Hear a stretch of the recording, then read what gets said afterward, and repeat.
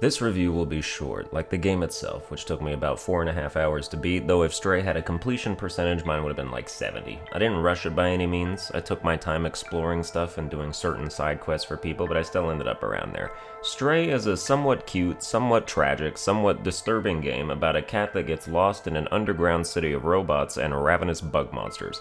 It plays out like a puzzle platformer with mild quest elements, although all the jumps are done automatically, with you just pressing X to immediately attach yourself to the intended surface like an adhesive homing missile. Solve some environmental puzzles, fetch some quest-related items, and try to make your way back to the surface. It's simple, but there's a good atmosphere, the robots are endearing, the bugs are nasty, and the goal of reuniting with your initial traveling family of adorable kitties is motivating enough to keep going. Along the way, you find a little robot helper who translates for you and generally expositions about the world and how it got the way it is. So let's waste no time and get to the game graph, where we take story, graphics, mechanics, and fun and plug them into a graph to determine some categorical scores out here before we do an overall one at the end. The story is pretty decent for the most part. The circumstances of the city are a mystery that unravels in interesting ways, receiving help from different citizens to drive the plot forward and achieve the goal of getting back to the outside. I only had one problem with it, but to me at least, it's an absolutely humongous problem. No spoilers immediately, but Stray has maybe the most unsatisfying ending I've ever seen in a game. Definitely in recent memory at least. I'm about to talk about it, so spoiler warning now. I'll put some red text on screen and you can skip to where it no longer exists to avoid it, but ending spoiler in 3, 2, 1.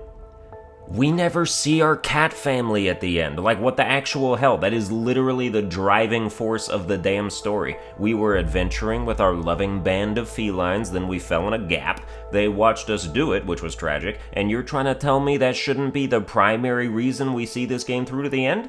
The cat makes it to the outside world and just sits there, while some machinery flickers in the background, which yes, implies that at least our main robotic companion is still alive after his system was presumably fried, but sorry, I care about my 3 closest lifelong cat companions more than a single drone I just met 4 hours ago. It's absolutely unbelievable there wouldn't be a big reunion scene with all of them, and it really soured the whole thing for me.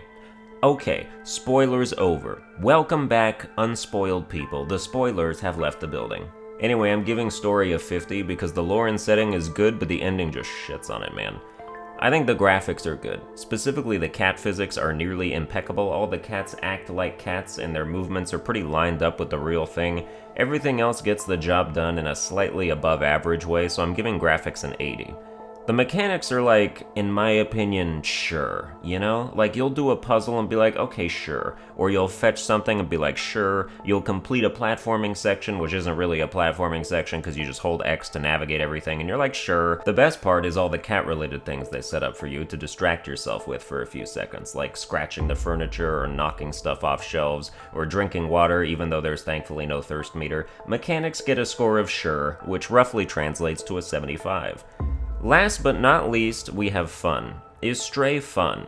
Kind of. The little cat stuff I just mentioned is honestly the most fun part of the whole game. Like, the first time you knock a paint can off a scaffolding is just gonna bring a smile to your face. But after the kitty novelty wears off, the moment-to-moment gameplay is just kinda basic. Some of the puzzles are nifty, but a lot of it is rote, and my only reason for continuing was the desire to see an ending I didn't hate, which unfortunately did not pan out. Also, as a cat lover, playing a game where a cat protagonist is subject to large amounts of injury and general peril was not high on my list of things I'd consider fun. I promised myself I wouldn't die, but I broke that promise during one of the later stealth missions with the Sentinels, and let me tell you that watching such a believable looking cat, whose well-being you are responsible for, get electrocuted at the behest of your fatal mistake is emotionally altering. Like, I almost screamed at 2 in the morning, so I know for a fact that some people with fainter hearts who are high in animal empathy are gonna traumatize themselves on this game.